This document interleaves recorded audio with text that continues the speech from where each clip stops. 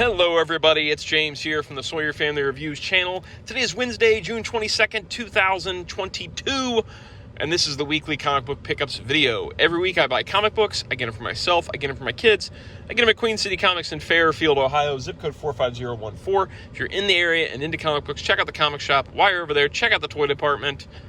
Let's jump in. So inside this, we have 2 new books, and then we've got a book off my shelves to take you back to my glory days with reading DC Comics, 80s, 90s, early 2000s. Sorry if you can hear the air conditioner blaring. It is incredibly hot here in Cincinnati, so sorry. Let's jump in. First things first, there's an older book. This one's for Keaton. I got him issue 3 of Batman Superman World's Finest. I finally went back and got him in issue 2, so now here's 3. And then you'll see what's happening else inside this bag today. We've already looked through this, so I don't need to show it again, but this is $3.99, written by Mark Waid. I'm not going to talk a lot about this because issue 4 is in this bag. Spoiler warning. So that's for Keaton, so he can get caught up on this fantastic book that's currently running from DC.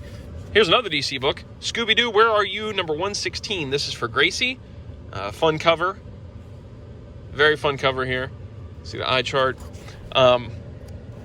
So this is, how much this is? $2.99.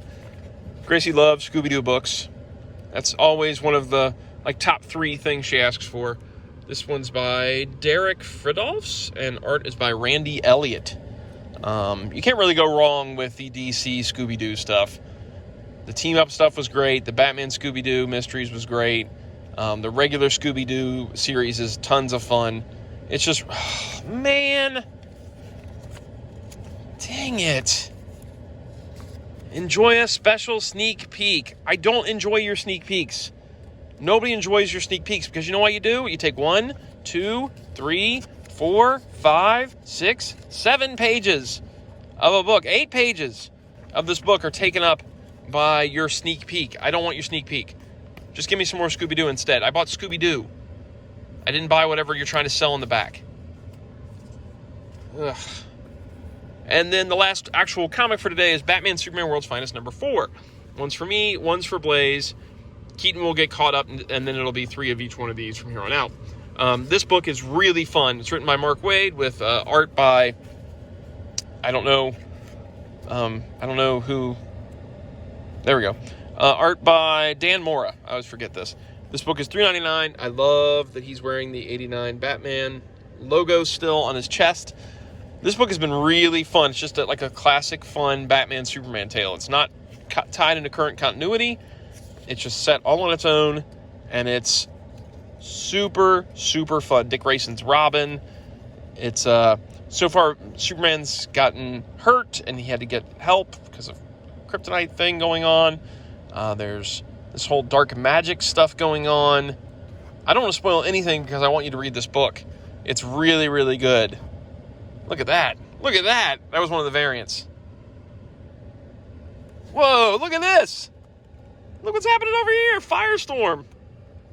Okay. I'm cool with this. Yeah, this book is fun. I'm very much looking forward to reading this.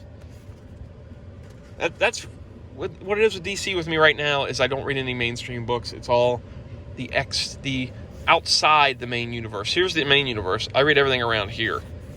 All the stuff that's outside of it. All right, so then here's a book off my shelves to take you back to the times where I was really heavily reading DC throughout the 80s, 90s, and 2000s. I'm still kind of trying to sort of stay in order. I've been jumping around a little bit, but I'm trying to stay close to post-crisis, which is where my DC kind of starts.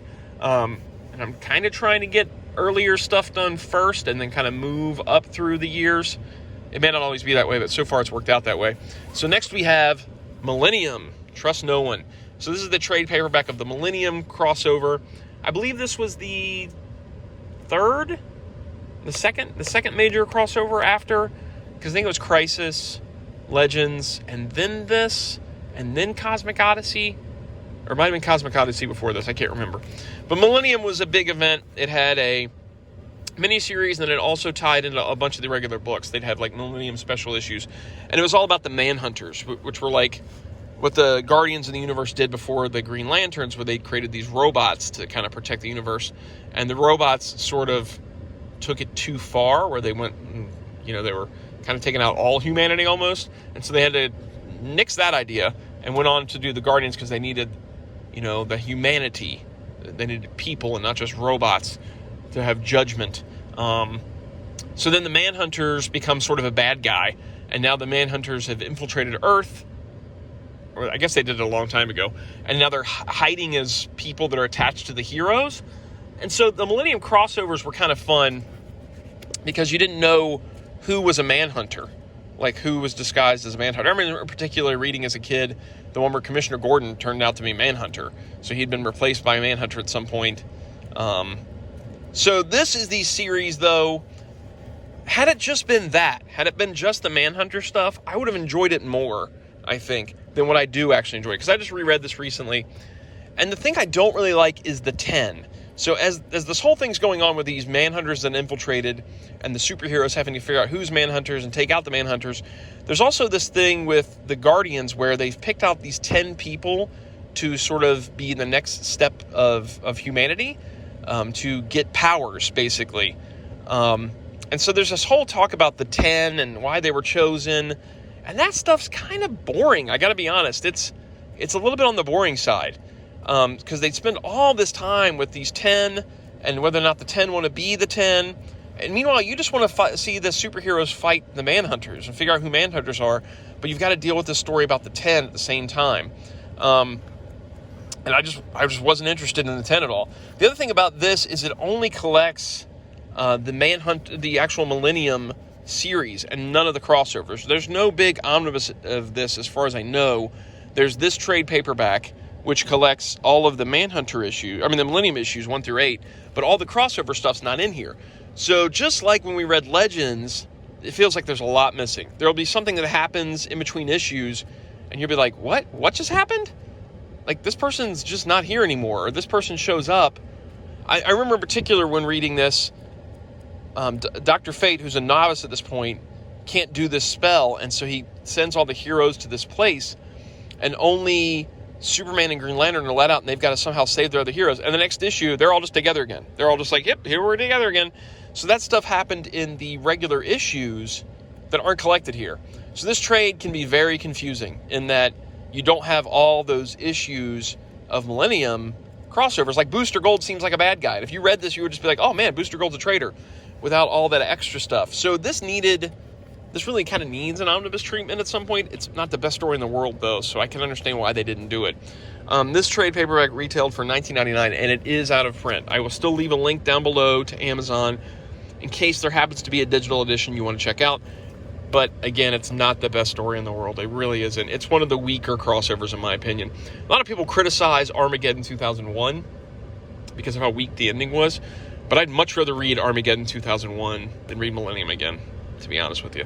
I think that even though the ending of Armageddon 2001 is weak, I felt like overall it's a more enjoyable read than Millennium is. This is by Steve Englehart, Joe Staton, and Ian Gibson, by the way. So the art, in some respects, is pretty fun. I mean, it's not the best art in the world. Joe Staton doing the layouts and Ian Gibson doing the finishes. It's okay art. It's pretty fun. Yeah. So there you go. Millennium. Meh. A very meh crossover. But they're not always going to be super big hits that come off my shelves. Still, I'll read Millennium over anything that is in the current DC universe right now. Mainstream DC universe. That's just how I feel. All right, that's it for this week. If you enjoy comics, leave a comment down below. Like, subscribe, notify. See you guys next week. Take it easy. Goodbye.